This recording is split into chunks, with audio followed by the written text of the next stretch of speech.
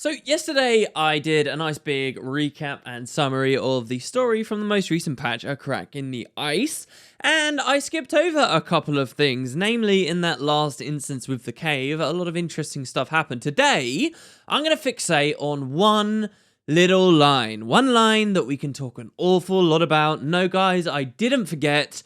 That line was this. So the dragons aren't the only threats. A Mersat, Lazarus, is back, and seems to have changed, and the human minister, Caudecus, escaped custody and came out as the leader of the White Mantle.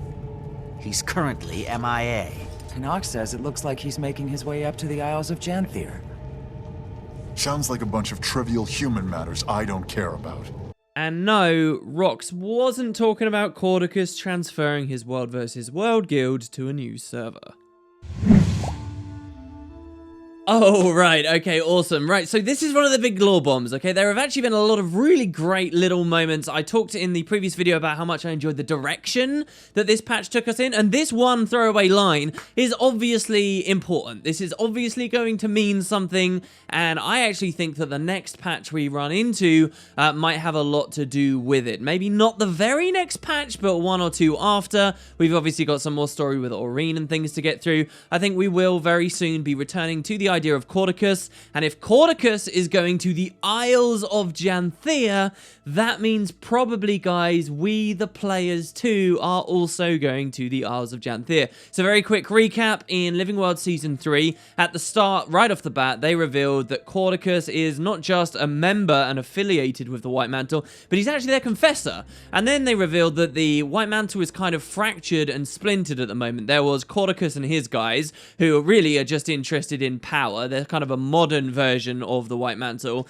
And then there are more true believers in the Unseen Ones, like those under Zera's banner, who were in the White Mantle, but really just wanted to bring the Unseen Ones back and wanted to worship the Unseen Ones more. And really are probably the more crazy of the White Mantle. The Unseen Ones and the Mersat were crazy, and probably not the likes of characters that you want to get involved with, but they wanted to resurrect Lazarus, they wanted to do all this stuff. And there was a fracture, there was a splinter in the White Mantle. Since that time, we saw Minister Caudecus with this mysterious Lady Wee character at his side portal away and disappear. Canak had to go on pursuit of Caudecus to bring him in, bring him to justice, as he's been commanded by the Queen and Countess Anise. And since that time, back in the first patch, that storyline has now hung.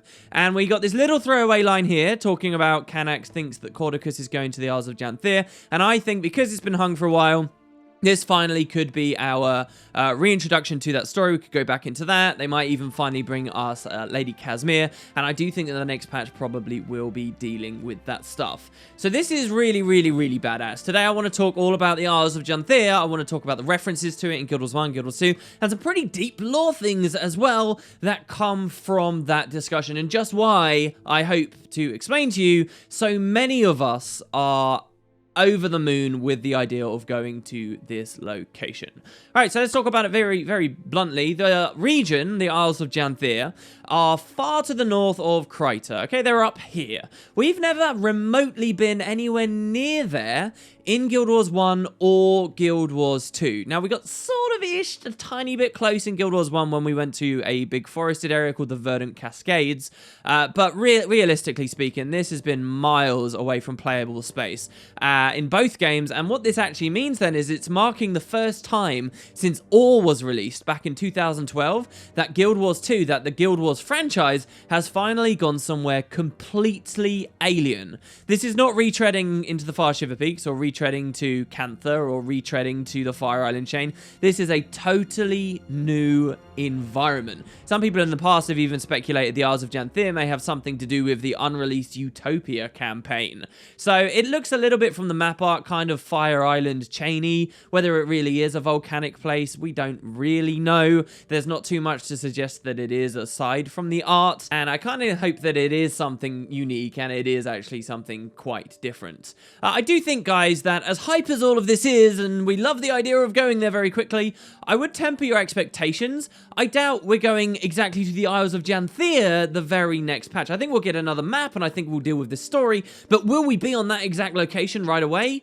I don't think so. In fact, I kind of hate to be there straight away. If we just skip there via a surrogate, like we did to, say, Ember Bay, we lose all gravity on that journey, and we lose our sense of place and this progression, this idea of a real adventure, which is one of the big reasons I play RPGs. I think that would really suck. You've also got the fact that this is a totally new area, and if they're doing it in Living World, I feel like they're a little bit more restricted than if they got to go and do that in, say, a major expansion release, where they get a lot of time to build a lot of really unique, badass looking new assets and make it as distinct as possible from places before. So instead, actually, I think that while the story will start us leading towards the Isles of Janthir in Living World Season 3, I'd like us to gradually explore our way there and have that real adventure. Maybe get right to its doorstep by the end of the season, and then it's some kind of expansion that releases, dropping the region itself in there properly. So if we think about it from this perspective, that the Living World is going to have us in hot pursuit of Caudecus as he travels, or maybe we're going to try to intercept him. If we think of that, then maybe we can pin some other maps we might get first. So today, I'm actually going to open this video talking about what I originally was going to close it with, and that's a map called Lake Doric. So if we think about this logically, the new map, the next patch, or the one after that, whenever this comes up, I think it's going to probably adjoin onto an existing one, very similarly to how we saw the Bitterfrost Frontier, the most recent new patch map, has adjoined onto Frostgorge Sound. I think that makes a lot of sense, and so it makes sense in some other ways too. Like, think about it. We've just been to a jungle, then we went to a volcano area, then we went to a freezing cold Arctic wasteland area. Maybe it's time in the Living World for us to get some traditional green fantasy areas back in the way of Kryta. And so, not to mention that there's a lot of space still for Kryta to have a real high-level, level 80 map that actually feels Krytan. Technically, South Sun Cove is Kryta, but let's be real, that's just a mechanical delineation. It doesn't feel like Kryta when you're over there. So I feel like there's a lot of space for that. I'm excited about that. So I think we'll get a new Krytan map adjoining onto one of the existing ones. Now, your first thought might be the Broken Bandit Bridge in Brisbane Wildlands. I'll never get bored of all the B's in that sentence. This hint of a new map has been there for years. I have been talking about it for years. And hey, look, it's bandits building the bridge, and the bandits we now know for sure are very much associated with the White Mantle. Hell, we've known that since the personal story. So this is easy. They'll do a patch where the bandits finished building the bridge, and presumably Caudecus then ran off north, and we're going to go and see if we can follow him up there. I think that's a reasonable guess, and like you, I do want to see that bridge be completed and go up there, but I also think I'd rather somewhere else a little more. I would prefer if we go to, as I say, this place, Lake Doric. So if you were following my channel last year, you might recall me covering this map. I did a series of videos where I used a website online to browse into old clients that ArenaNet had released, where there was juicy information and details about unreleased maps, PvP modes, stuff like that. And on it, you could actually find, there's a link on screen if you want to click and watch this video.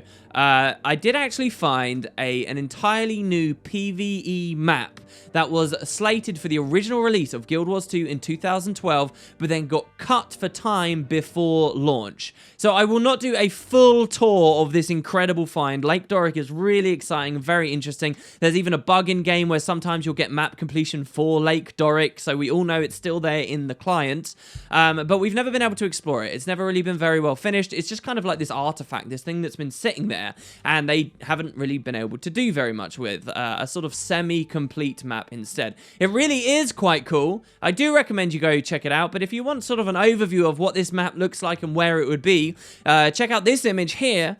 This was stitched together from that shaman for fun a couple of weeks ago now, where he actually went into Photoshop and took the actual map layouts of all the different Krytan maps and put them all together to show you what it would realistically look like in a version of Guild Wars 2 where there weren't separate maps but it was all together. So that is the real Divinity's Reach there, with the real Queensdale to the south, Harathi hinterlands nearby, Gandaren Fields nearby, and sitting, connecting to all of it, as you can see in the north of Divinity's Reach, we have this unreleased map, Lake Doric. I have several big reasons for thinking that the next patch, or when we deal with this in Living World Season 3, we will be going here. We're going to finally get this map. That's what I'm putting my money on. And I'll give you the three biggest reasons first, okay? Presumably, because they had already done a lot of work on this, there's a lot of design work and leftover plans and implementation that they can just pick back up from pre-release, making this map a bit easier and a bit faster to implement than something brand new from scratch. I remember when the first map came out, Bloodstone Fen, and it seemed like some kind of crazy lofty pipe dream that every single patch might add a new map. Well, so far so good, guys. We've been to the Shiver Peaks, we've been to the Fire Island Chain, and way back then I said that Lake Doric was a good chance back then too for this exact same reasoning. Presumably, they've got some stuff that they've already got under the belt, and it might help that Living World team out, and it might seem like a good candidate for them to go to. So that's reason number one. Reason number two. The new maps that have been added by Living World Season 3 so far have all been kind of small to medium size, and that's great, and they've worked very well, and they've had lots of replayability in them, and honestly, I think the small to medium size works as well in terms of player populations and mega servers. The bigger the map is, the less likely chance it is you'll find people on them because they have a maximum player size and so forth. But however, I don't think we want this kind of size map all the time, no? Maybe it'd be nice if in Living World they mix up the map size a little, and Lake Doric, should that come, would actually be a full-sized, vanilla-sized map. It would be like Queensdale, it would be like Kessex Hills, it would be the rolling expanses and much more of that traditional vanilla feeling of open areas and exploration that we used to have way back then. And now that they've already got a couple of maps under their belt as well, and they've got the tried and tested new heart system and all the new rewards and some of the new Heart of Thorns mechanics going in there, it would all be filtered into Lake Doric, and the thought of that makes my mouth water. Surely it might make theirs too, and they'd actually want to put it in there at some point. And reason number three, maybe this one isn't so good, but let's face it, guys, Lake Doric, if we're doing a story where we're going up to the Isles of Janthir, Lake Doric makes more sense to go through than Brisbane Wildlands does. Brisbane Wildlands to the north, yes, it's kind of en route, but it's also kind of Maguma Wastes, and it's, again, not quite hitting the other criteria that I think we could. So these are the big reasons, but if they haven't convinced you, I do have several other thoughts, more personal thoughts to me, that super excite me about going to this map that I do want to share. It's just a bit more questionable whether they have too much value. So first of all, it's always struck me as quite odd that a place as close to Divinity's Reach as Queensdale is, right? Like, Queensdale is right there on the doorsteps of Divinity's Reach. So is Lake Doric, is still unexplorable. In the most recent patch with the Bitterfrost Frontier, we heard the Norn talk about that area as being beyond civilization, and that's a reasonable justification for why maybe we didn't get to go there at the vanilla release of the game, and we've heard so little about it. But come on, this is Kryta. This is Kryta's heartland. This stuff has to be happy and thriving and detailed Krytan countryside, surely. And the only reason we've not heard about it is just by omission. We just accidentally have never heard anyone talk about these places. This needs to be added into the game at some point. Come on, I would love to hear all of that stuff, and I'd love to get that kind of Queensdale experience again. You guys might remember I did that tour of the original map again, Queensdale, with everybody in low level gear and all running through a while ago. That was an immense amount of fun. I love the aesthetic of these areas, and Lake Doric would hit all of those marks. Again, though, as well, the developers didn't have to have a map that is like the heartland of Kryta as it is right here. See, in Guild Wars 1, the site of Divinity's Reach, it was actually backed up onto an enormous saltwater lake called the Giant's Basin. And there was another giant lake nearby as well called the Lesser Giant's Basin. The pass between them was really thin, it was really narrow, this was the only way you could go north. It's roughly where Harathi hinterlands are today, the site of the town of Demetra, which is now in ruins, and we've got Saul's fake tomb and so forth. But the devs actually went to the effort of changing that landscape dramatically. Well, let's get some explanations for that. Let's go in there and let's make use of it, I suppose, right? Second reason, more of a personal one for me, again, it's bar brawl, all right? So I remember before Heart of Thorns, where there was this vague idea that we'd get new adventures in the expansion, but also we might get new adventures in Living World maps too. I really do think adventures are a strong concept, and especially after some of the expansion 2.0 changes and their improvements to the system, it's a lot of fun and something I'm looking forward to in the next expansion. I think it will do much better in future expansions just because of those refinements to the system. But so far in Living World Season 3, we haven't had any adventures going. There was no adventure in any new map. But here for Lake Doric, curiously, there was actually going to be an activity here. It was known as Bar Brawl. Before 2012, there was a blog post where they talked about it. It was supposedly an activity where you'd go into a bar, everyone would be drunk, and you'd fight. You'd have a big rumble in there. There would be environmental weapons all over the place, and you'd smash a chair on someone's head, and then it would break into a bunch of like other sticks and things you could scramble to pick up, and you could break those on each other.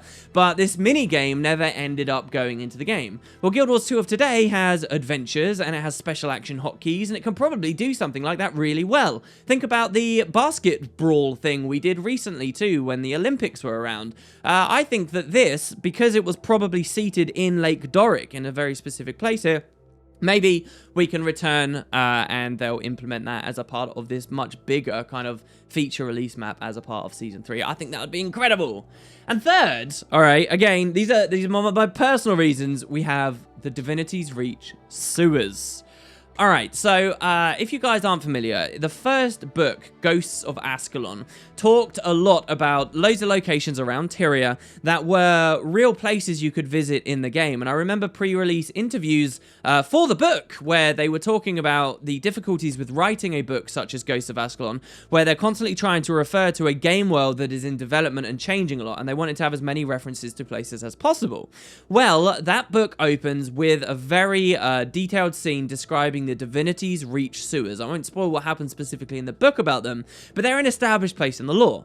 And so it seems that back then, obviously this was when Lake Doric was going to be a real map before it got cut. And there were a lot of things in Divinity's Reach at launch too about weird happenings beneath DR that still remain unresolved to this day. Like, why was the Great Collapse a thing? There was a lot of NPC dialogue about this being a potential conspiracy. There's a little sly comment about you might be able to hear drakes and things down in the sewers too. And originally, when Divinity's Reach first came out, there even seemed to be something of a placeholder dungeon entrance in the city at the Great Collapse, suggesting maybe at some point the devs wanted to add a new dungeon that would let us explore that, very similarly to something they did in the Black Citadel too. Well, when Living World Season 1 came out and they threw like a lot of their stuff out the window in pursuit of that idea, this all changed and they turned it into the Crown Pavilion and we never got those answers. But here's where Lake Doric comes in. If you look at Lake Doric in Tyria 3D, you do actually see there these sewer pipes sticking out beneath Divinity's Reach, as though maybe this also could be an entrance or an exit to the sewers. So I really want to go to the DR sewers. Isn't right now a perfect opportunity when we have Crichton politics involved, when we have questions being thrown at the throne, when we have the bandit uprising, the white mantle propaganda and all that stuff? Isn't this the perfect time to pick this back up? It would be so amazing if they don't just add Lake Doric, but they add it, and the way we enter that map is through the sewers first or something, and we finally figure out this intrigue. I also, for what it's worth, can't help but notice they have a new raid planned. Many people are thinking and looking at the Wizard's Tower for that raid, and I think that would be excellent too. I think that obviously could be relevant and related to the White Mantle and things too, and I even think it's more likely than this sewer idea. But I'll tell you what excites me more. It's this. It's the sewers. I would pick a raid sewer or just a regular part of a patch of Divinity's Reach sewer area over the Wizard's Tower right now. And that surprises me to hear me say, but I seriously would. So yeah, that's Lake Doric for you. I really do think that Lake Doric's a very, very high chance on the list. If I've still not convinced you, I do have one final fourth point, all right? And that's Loamhurst, okay? So it seems very, very likely that when they ported Guild Wars 1 locations and areas to Guild Wars 2, that they moved a small town called Loamhurst from a sort of slightly more southern location north a bit. And it seems like in Lake Doric, there should be a town named Loamhurst, which was a place from Guild Wars 1. It was here in Guild Wars 1 that we took, after very first finding it, the Eye of Janthir to test the Chosen. It was around in this region of the world that much of the lore and references to Janthir that we already have actually comes from. So it just makes too much sense for me to think that we will go north, we'll be pursuing Caudecus, we'll wonder why he's going to Janthir, we'll seek to learn about it, and that will lead us to going to places like Loamhurst in Guild Wars 2 to learn about what happened there with the heroes way back when, and the people who were taken from that village, and so forth. I think it all lines up way too well. So, let's stop talking about maps. I guess you guys can take it or leave it, what I think about that going forwards. For the rest of the video, I want to talk about Janthir itself. I want to talk about what it means. Yes, this is actually something from Guild Wars 1. It's not just a place on a map on Guild Wars 2. Even though we've never been there, as I've already stated it, we do have a little bit of information. So, let's check all of that stuff out and see what we think. I think it leads us into some of the biggest questions and stories about the game, and hopefully this will explain to you all why we are so excited about going there. All right, number one, Janthir, or the Eye of Janthir, was indeed an artifact we found in Guild Wars 1. So for a short period of time in the first game, you were actually allied with the White Mantle before you realized their sinister intentions, and they asked you to escort this artifact, a giant floating pyramid eye, around villages to gather up people they were calling the Chosen. So what the Eye of Janthir would do is it would go to people and it would test them for their magical aptitude. And those people with lots of magic within them, the Eye would identify and we'd say, okay, you can come with us, you are chosen, you're going to get this great privilege. The tragic truth of this was that these people were being rounded up to be sacrificed. And as soon as the player character in Guild Wars 1 finds this out, you rebel against the White Mantle, and that's that. You never see the Eye again. At the time of prophecies, there was really no suggestion as to why the Eye existed, why there had been something built that could test for magic levels in people. There was no suggestion it would ever be more important than it originally was, but I actually think the way that the Guild Wars 2 story has gone now makes this an incredibly important device, and they can put a lot of really great story on there, and I think they've done a good job on that front. So that's the first thing when we think of Janthir. It's the Eye of Janthir, this pyramidical shape, and this icon, wherever it appears, that's generally what is being referenced. Number two, Janthir initially was referred to as an island in the south. So, what you have to understand about prophecies, okay, when the game very first came out, and this mission came out, and this story about the White Mantle very first came out, this is what the world of Guild Wars was. The entire franchise was just this. And you'll notice that on this original map, you actually can't see very far north, and there's nothing marked up to the north. So this idea of that Fire Island chain or whatever type looking area that we've talked about so far in this video, originally when the first Janthir lore was dropped in, it never appeared anywhere. And so there was an NPC that said it was an island, which it seems to be, but it was to the south. And this seems a bit weird. The Mantle explained, this is the exact quote, he says, "Years ago, the founder of the White Mantle, Saul D'Alessio, traveled south to the island of Janthir." So that's obviously wrong, right? In Guild Wars 2, we can clearly see that these isles are north. So either this is a mistake and they're just trying to ignore it, they're going to bury their heads in the sand, pretend that this NPC never existed, or the developers are going to have to write the story in a way that they get out of this. So what they could do is give us a lot more information about Saul and tell us that Saul was actually really far north once, like he was with the Codan in their homelands, and then he went south to the Isles of Janthir, and then he went south even further back home to Kryta, and then it all magically works. Whether they'll do that, I don't know. But the obvious thing to point out here, okay, aside from the mysterious swapping of where this island actually is that Saul was all about his unseen gods, okay? Saul was about the Masat. So the suggestion that Saul went to this place is the suggestion that the Masat were from this place. And ever since this connection has been made by the community, and this was established all those years ago, the developers have frequently suggested that yes, the Isles of Janthir are the homeland to the Masat. And the Masat, of course, have become a bigger part of the Guild Wars 2 story recently, and maybe you can see why Caudecus, having now seen a Masat come back to life, would maybe want to go there. So that already is very juicy. There could be so much more amazing ancient lore in this location, it will make your head spin, okay? Next, also in Guild Wars 1, there was a little bit more. That same character who explained that Saul once went to the Isle of Janthir, this guy also says this. He says, "It is said that those who come from this island are gifted with true sight, the ability to see a person for who he really is."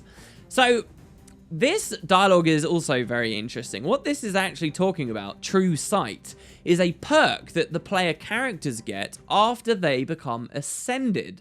And being ascended in Guild Wars 1 meant being closer to the gods. It was the completion of a forgotten ritual. So the idea that the Isles of Janthir has lots of people living there who have the gift of true sight, and that the people who live there are also Masats, has a lot of very interesting suggestions for the Messart's relationship with the human gods and what it exactly meant when they slipped out of phase with Tyria. And this is all big lore that many of us have been looking for definitive answers to for years now. We'll be more on that weird connection between the Messart, Janthir, and the gods very soon. Moving on. Guild Wars 1 also kind of explained that this Eye of Janthir actually did legitimately come from the islands, the Isles of Janthir, that Saul brought it to Kryta with him from that place. So that is not like some speculation, that's exactly what this Mantle character says. Really, aside from that, there wasn't too much more in Guild Wars 1. There are tablets of Janthir. Now, what these are white mantle preachings and readings and teachings that guide that cult and teach them how they work. They're always like subtly sinister if you look deeply at them, and are generally encouraging the followers of the White Mantle to never question facts and to just have faith and faith alone. So I'll read you guys a couple of these tablets of Janthir. One of them is from verse 11 from the Book of Heresy, and it reads, "The true believer does not ask for compensation. The true believer does not ask his gods to deliver him from sin. The true believer places his life in the hands of the faith, trusting in the unseen." Or another one here is the Journal of Abbot Catos, which reads, "A man once climbed to the top of the tallest mountain to find out how far he could see. Upon arriving, he looked out on what he believed to be the edge of the world. The thought of what lay beyond so frightened him that he climbed back down, never to return." So, the interesting thing about these teachings to me is they seem to be more white mantle-y than Messarty. Like, you might think that these are legitimate teachings that came from the Messart and the unseen gods somehow, but I actually think they were more lies from the Mantle. The Mantle named them the Tablets of Janthir, but probably they were just written by higher-ups within the White Mantle to manipulate their people. I mean, Confessor Dorian, the leader of the White Mantle after Saul was taken away, was a well-known liar and manipulator. He's sort of the Guild Wars version of David Miscavige, so maybe these don't have too much to do with the Messiah in the end, but we shall see. Maybe there will be lots of teachings of Janthir once we go there. Lastly, in Guild Wars 1, there is a quest that referenced tokens of Janthir, which are necklaces that people wear, and if you were wearing a token of Janthir, then the unseen ones would give you favor somehow. And again, this is a subtle suggestion that the unseen ones, the Messart, are from Janthir, and if you were wearing a necklace representing their homeland, maybe they'd be a bit nicer to you. So now you know what Janthir was. That was everything about it in Guild Wars 1. It didn't really appear on the map originally. That was all the first lore, and it was a region that we never got to visit and never got the deeper meaning to. Let's move on to Guild Wars 2. So Guild Wars 2 does have some references, some things that fueled the fire of speculation and got us excited about going to this place. And the first and foremost of those was actually that it appears as a region on the world map now. So, in Eye of the North for GW1, they expanded the map to be much bigger and introduced this weird Fire Island chain-looking place. And in Guild Wars 2, they gave region markers for all the places like Deljamore Front and the Scavenger's Causeway and the Isles of Janthir. So we now had a definitive location for them. They were not south, as we'd originally been led to believe. They were to the north, and again, maybe they can write that in at some point. That was the main thing, the biggest thing. There is a server named after the Isles of Janthir, but for core Guild Wars 2, very little more. There's a ghost in Brisbane Wildlands who talks about a lot of the Guild Wars 1 story, who mentions the Eye of Janthir, which I think is a typo. ArenaNet, but a typo that still exists to this day, by the way, but nonetheless seems to be talking about the place. That's basically it for 2012 Core Guild Wars 2's release. There wasn't too much more. There was some stuff to do with the Messart, yes. For example, the Messart bust at the top of Ezekiel Bronze Tower, but specifically the Isles of Janthir, that was about it. Alright, then of course the patches came, and with many of these patches, more recently, the idea that the Isles of Janthir are a great place to go has only gotten stronger and stronger and stronger. So there is a lot of explicit stuff I want to talk about, but first let's set the stage about some of the most recent storylines we've had, okay? So we heard when Living World Season 3 started from Timey that it's very likely the Seers and the Massart actually collaborated at one point and shared a lot of technologies. Timey even speculates that this is why they're both so floaty. That happened in a very recent patch, right at the start of Living World Season 3. The Seers, of course, being the manufacturers of the Bloodstones, giant devices that store magic that the Massart seem all too familiar with. We also then have, very recently, more established history between the Massart and the Seers with some of the teachings that came from the Ember Bay patch. Don't forget the Guild Wars 1 has explained to us that the Massart and the Seers were at war with one another. Then understand as well that though this stuff doesn't directly reference the Eye of Janthir, we have heard a lot more about magic recently, okay? We have had a huge amount of content that teaches us about people consuming magic specifically. We had Matthias in the raid who consumed too much magic and got corrupted and went mad by it. We had Lazarus himself consuming lots of magic to regenerate himself. We've got the mad people in Bloodstone Fen who consume too much magic. Potentially even the Sons of Svanir in the most recent patch are experiencing something similar.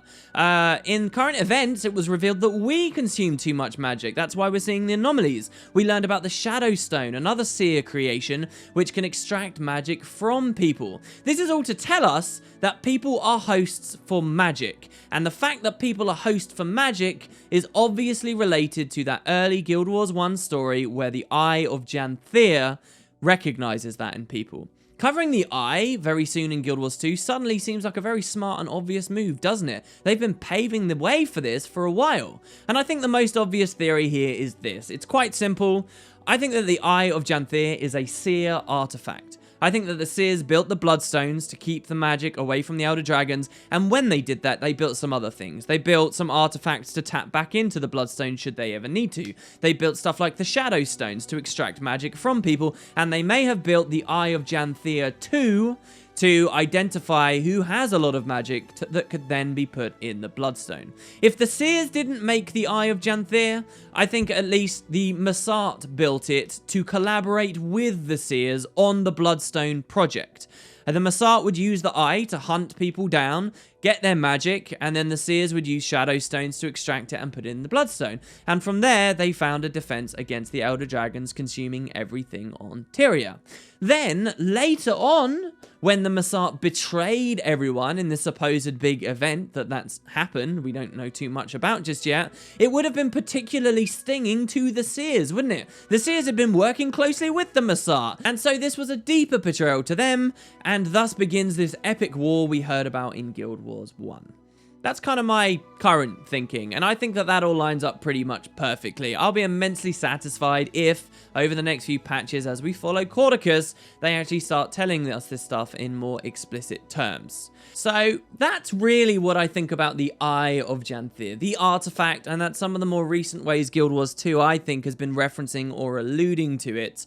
That could actually end up having some meaning. But really, what I find interesting now isn't necessarily just the Eye, but it's Janthir itself. And it's some of these other references that are in Guild Wars 2 to just Janthir as a thing, not necessarily the artifact. So let's have a look, and this will go quite deep into some of the other things that ArenaNet have done. The first big update after Core to reference the Eye of Janthir, or just the Isles of Janthir, was when they added Ascended Amulets with the Laurel update, when Laurels came in and we got these, right? Now, so there was actually an amulet that was specifically called the Eye of Janthir. And if you look at the little icon for it there, you'll see it is a mini version of the thing we found in Guild Wars 1, and it's even got a nice little bit of flavor text on there saying that this is a tiny replica of a long-forgotten power. Now, presumably this isn't actually a replica that works correctly, that this can't actually detect magic in people like the big real one does, but I love the flavor text there talking about how this was a long forgotten power, because really, you know, that was a prophecy story and then it was completely ignored all the way through Factions and Nightfall and Eye of the North and beyond, and then the release of Core Guild Wars 2 and so forth. But this is actually an interesting item to me because it's celestial. Now, because it's celestial, This puts it on par with some other Ascended trinkets too, like the Masat token, okay, which is an Ascended celestial accessory. But in addition to this, okay, it's also on par with Lunaria and Solaria. Those are celestial rings. And another item, the Celestial Sigil. And then another one of the amulets, Saizagi. I think I'm saying that right anyway. These things here are all about the solar system or the universe. They're suggesting that there's some connection here, perhaps, between the Eye of Janthir, the detection of magic, and the greater universe or solar system. No?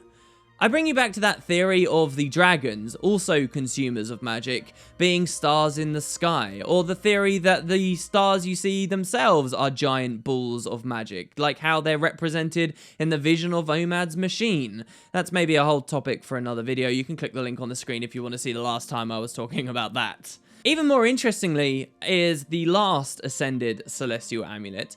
That's actually the Eyes of Abaddon. Not the Eye of Janthir, but the Eyes of Abaddon. We'll get back to that in just a moment.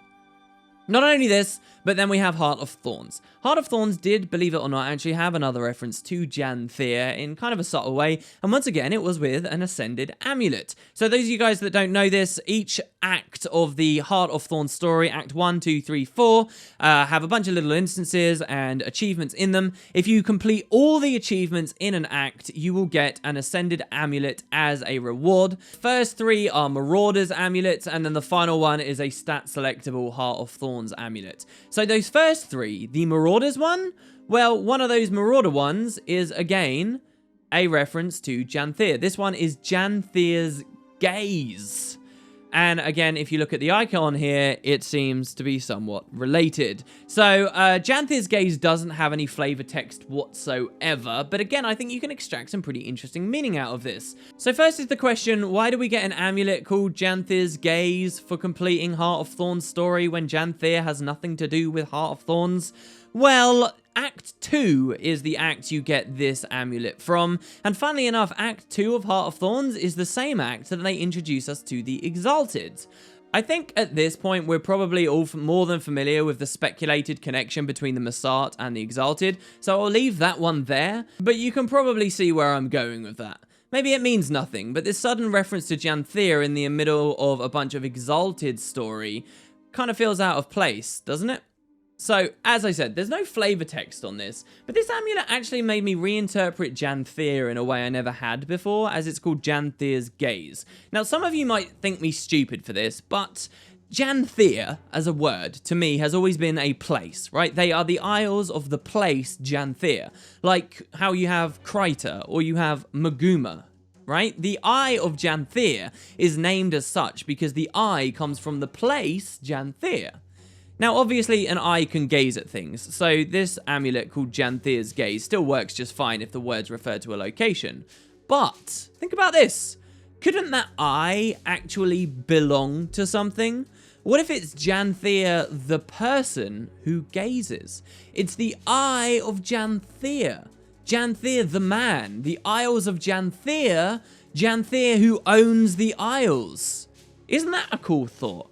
Who is this if that's the case? Some powerful hero of the Masat or the White Mantle that we've never heard of before? Maybe it was the first Masat to establish current Masat civilization. Was Optimus Caliph their one and only leader for all times? Or was there someone else back in antiquity that the Masat named their homeland after? I really like that idea that Janthir isn't a place, Janthir could be a person.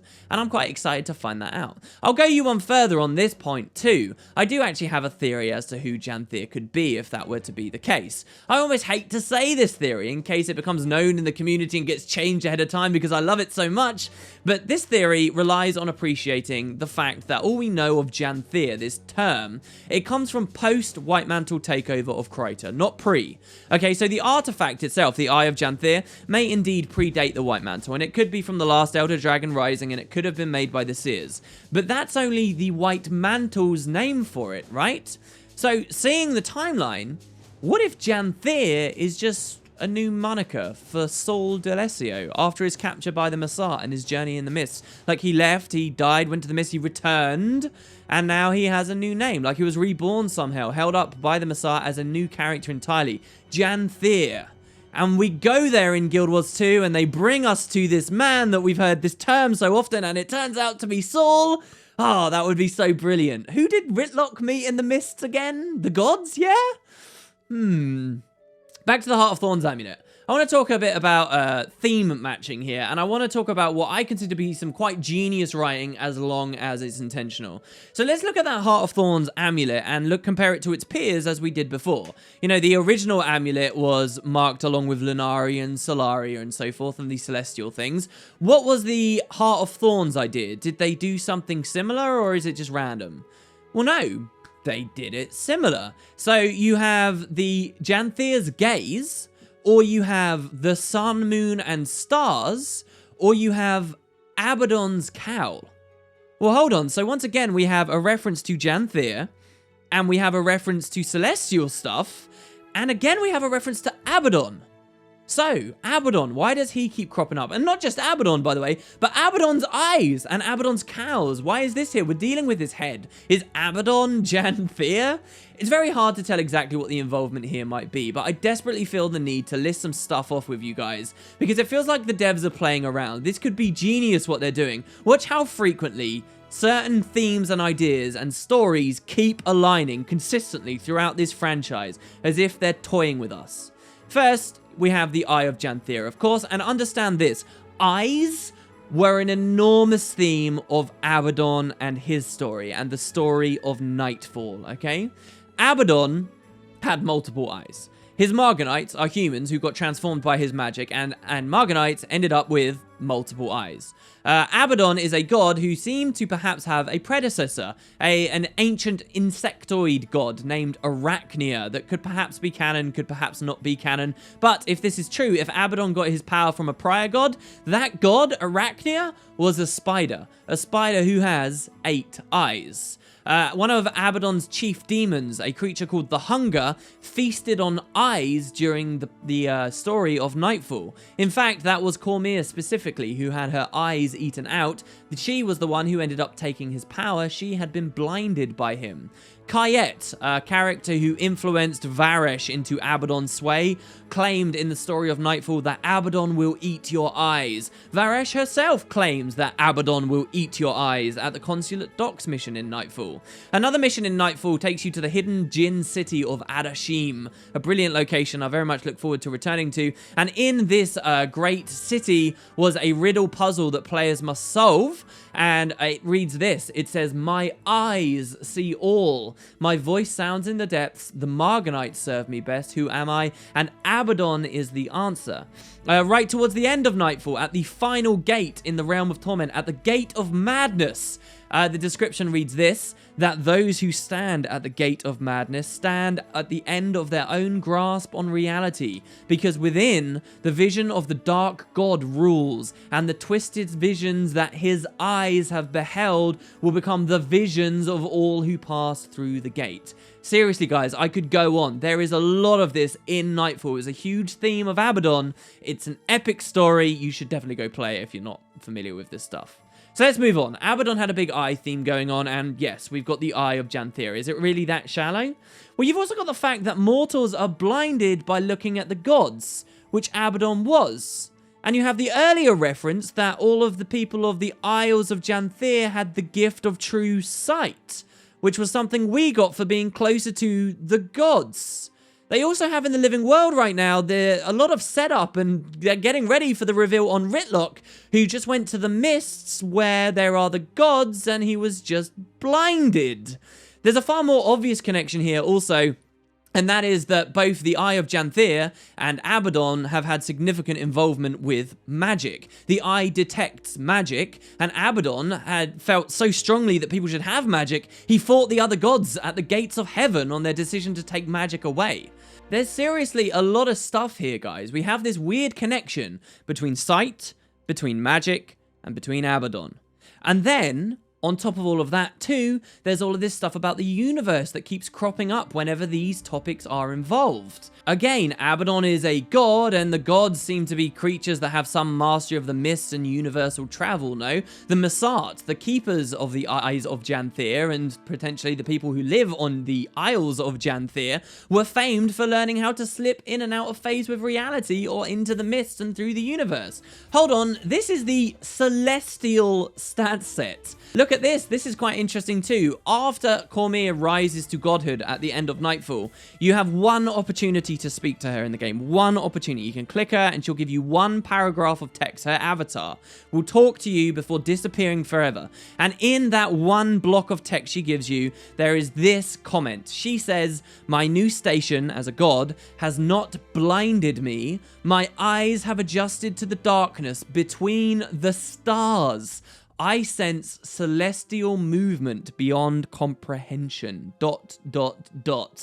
Is she speaking of magic and the Elder Dragons, maybe? And if there were ever a more beautiful, creepy moment of ArenaNet, these horrendous puppet masters teasing us on all of this, here in Season 2 in the Dermond Priory archives, we have this wonderful shot any player can get at any moment where you have Lord Odrin's map pasted on the roof, his map of the mists, featuring the Eye of Janthir at its center, positioned beautifully above Abaddon, the god of secrets." Whew. I'm really not sure how to interpret all of this into one unifying theory, but one thing I think is clear, guys. That Abaddon, the god of secrets, had a secret. I think that secret was something to do with the Elder Dragons, the nature of magic, the stars in the sky. I think is related to the Eye of Janthir and what these ancient races once upon a time knew. And when he was cast down, that secret was lost. In Nightfall, the gods gave Cormyr, a mortal, the chance to absorb who Abaddon was and what he knew. And when she did, she learned that. She became the god of truth. She found this stuff out. And as soon as she found this stuff out, the gods ran. Whether they now scheme to help or hinder or simply ignore Tyria forevermore, I don't know. But I'll tell you who probably do know. The people living on the Isles of Janthir. And now Caudecus is seeking them out. I'm pretty damn excited about the next couple of patches. Thanks very much for watching, guys. I hope you enjoyed, and I'll see you next time.